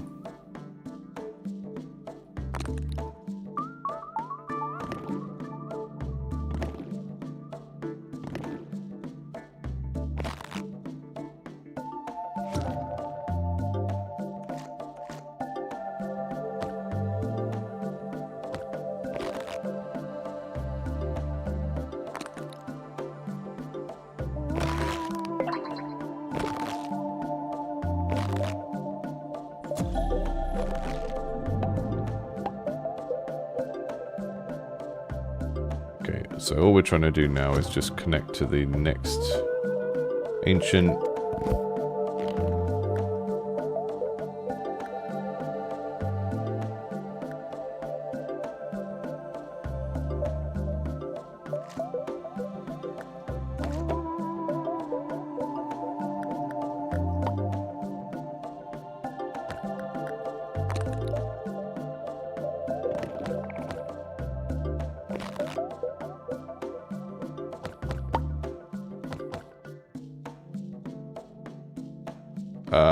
Okay. I forgot there was a fail state. I completely forgot I could run out of energy.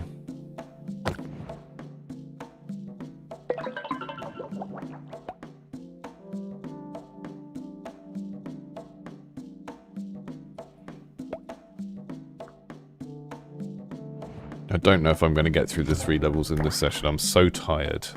Anything that requires a lot of reading is hurting my brain right now. Okay. We're trying to spread up the tree. I don't want to run out of energy. I think we can get energy back from collecting nitrogen and stuff. Need to locate more energy, yeah. There we go.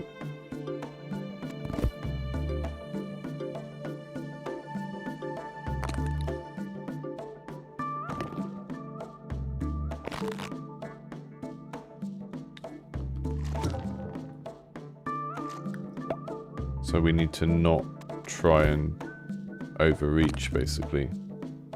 Not take too many moves each turn.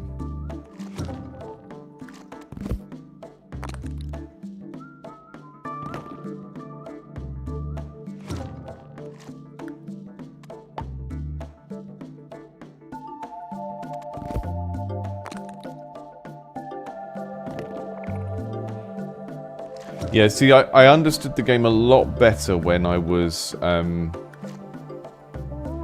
just playing it as like a single-player strategy game versus the AI, whereas these campaign missions, jumping back into them without having relearnt the game is a little bit confusing.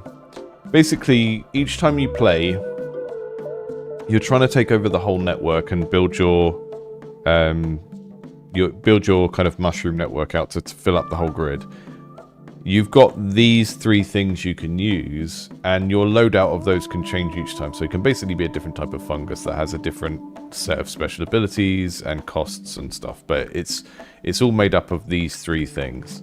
Now the difference in the campaign mode that I'm trying to play right now is we've got to collect these ancient type things, which allow us to... They're like the little story nodes that make up the mission that you're doing, I guess.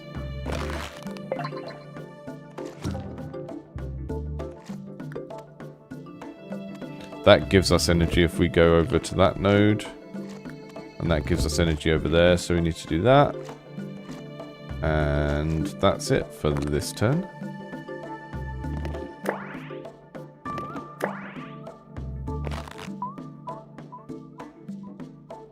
And then up that way to explore further, I think.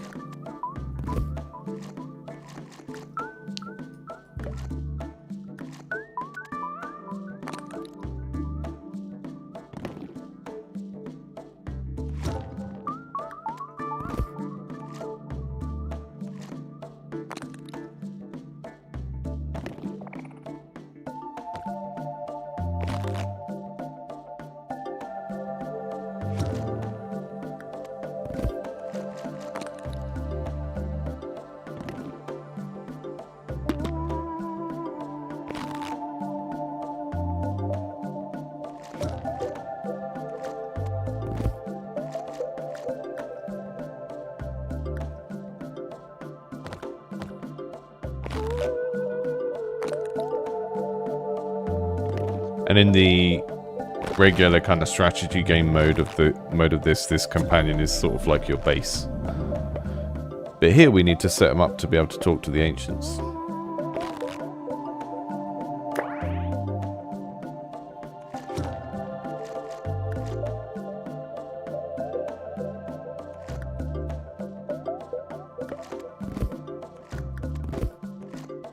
Got loads of energy now.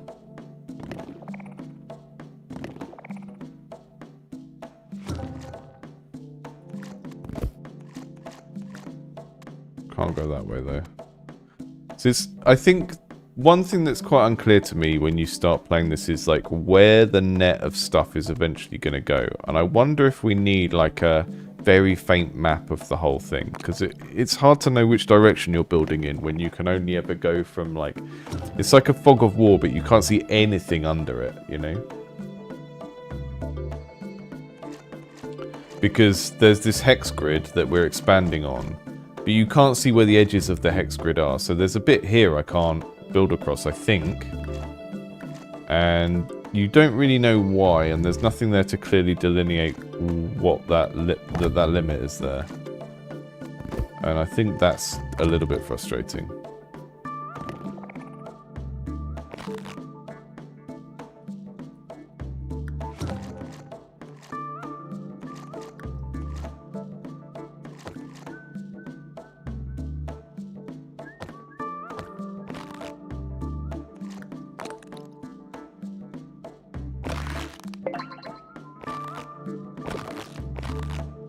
Yeah, so you're growing up the tree, but there's not anything clearly on the map to sort of indicate that you need to go in that direction. It's pretty much guesswork.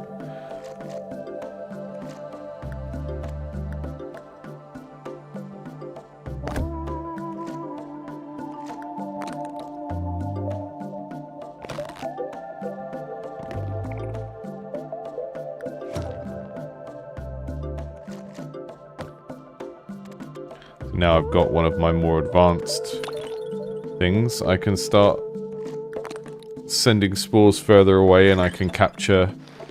Oh, that's off the map. That's not fair. I can capture stuff that's not directly linked because I can send spores. But it's being mean to me and it's saying, no, you can't do that.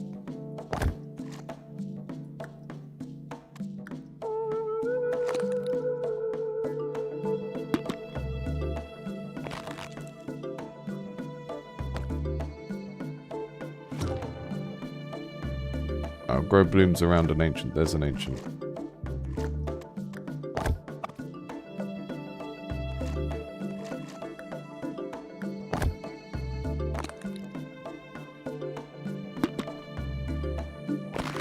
Around this ancient. Oh, I see.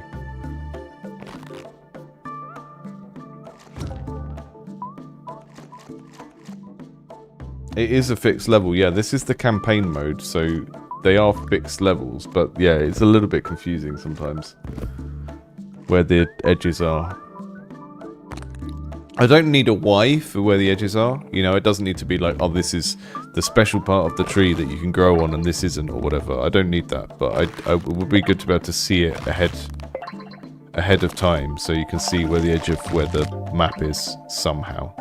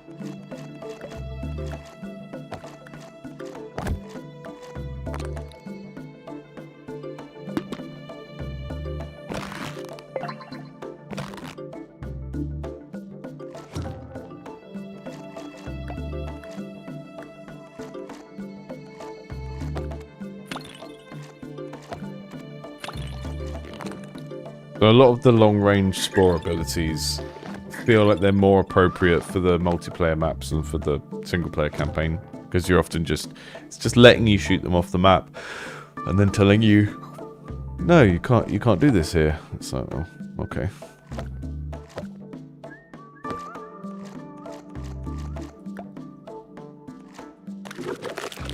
Gonna eat some detritus. Don't know about you, but detritus eating time for me.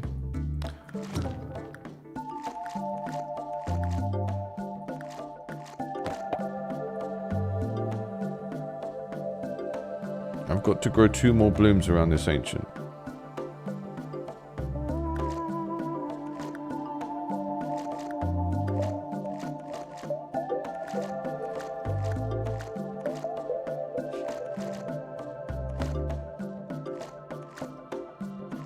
I don't have enough nutrients. Okay, how are we going to get more nutrients then? Because The balancing on this first level feels very tight, and I swear I played through this before and I got past it when I did a longer stream on the game. I think my brain might just be too dead today. Alright, we're gonna eat that detritus. Get some nutrients.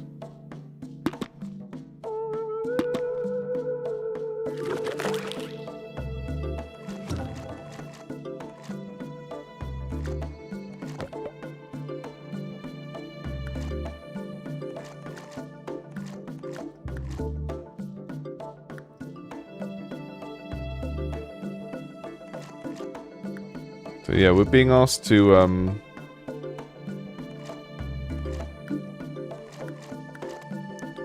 spread stuff around here. Just can't do it. Just don't have enough resources in the level is pretty much what's happening right now.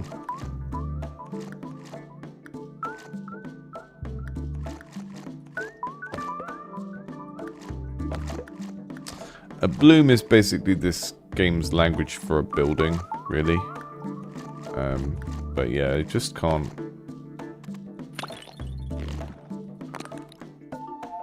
get enough resources to do the thing. I'm gonna wrap this up in 5 minutes, folks, just because I really like this game. I really liked playing it as like a multiplayer map control game. Jumping straight into the campaign again without having played it for a while has been just really confusing, and I'm too tired to do well at it, I think.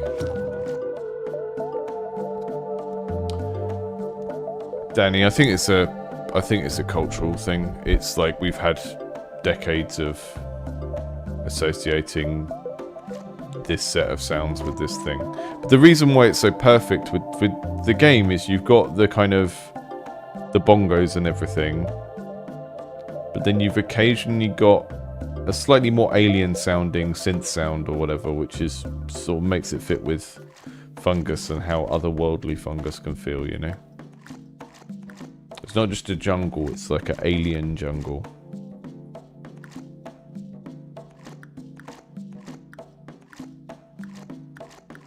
But I mean, associating hand drums with particular types of environments and peoples is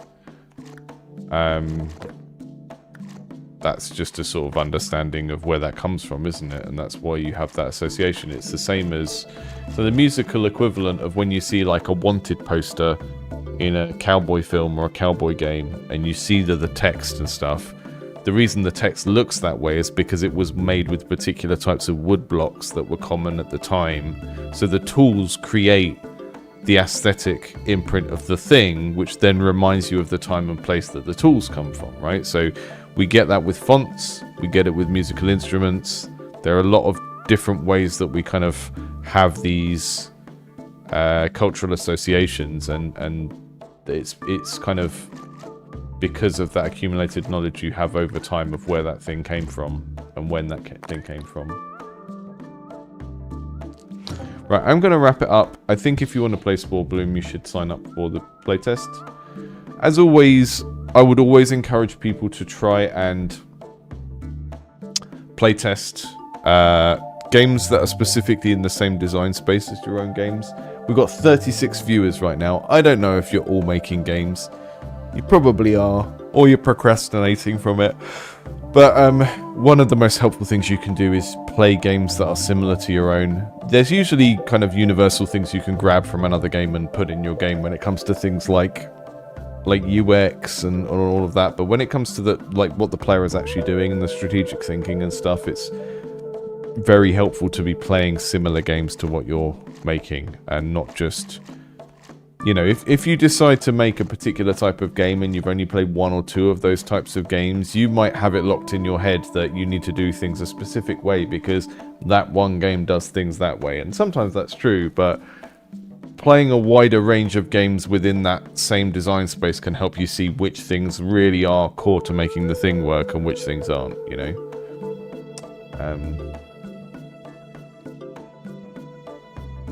Right, thank you all for joining. Have a happy new year, and I will see you all next year. See you next year. It's a funny joke when people say that, when it's the day before the end of the year. See what I did? I was saying see you next year, and that makes it sound like I'm not going to see you for a very long time. But actually, because today we're at the end of one year, and the next calendar year starts tomorrow. So when I say see you next year, I'm actually saying see you anytime after midnight tonight, which isn't that long away. But because you wouldn't normally say see you next year to someone, it makes it sound like it's a very long time away. But actually it's just tomorrow or the day after that or something. So just in case you